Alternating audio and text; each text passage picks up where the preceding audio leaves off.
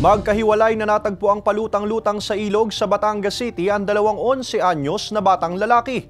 Nakatutok si Paul Hernandez.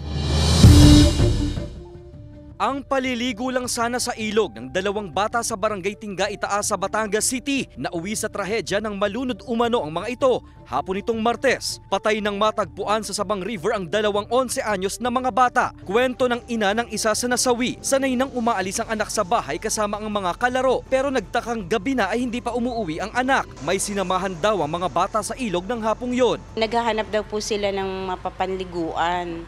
Ngayon, ayaw po nilang pumayag na ang bata ay isinama nila. Sabi ko po sa kanila, paano nangyari nyo na to, Koy, kung ang bata ay kasama nyo hanggang doon, kung hindi nyo isinama? Masakit man pero kumbinsido rin daw ang magulang na nalunod ang anak. Pero para sa kapatid ng isa sa nasawi, hindi pa rin nila matatanggap ang sinapit ng nakababatang kapatid. Hindi ko rin alam kasi pinagpe-pray ko po yan . Hindi ko alam kung anong nangyari talaga sa kapatid ko kasi wala naman ako nung time na yun na nalunod .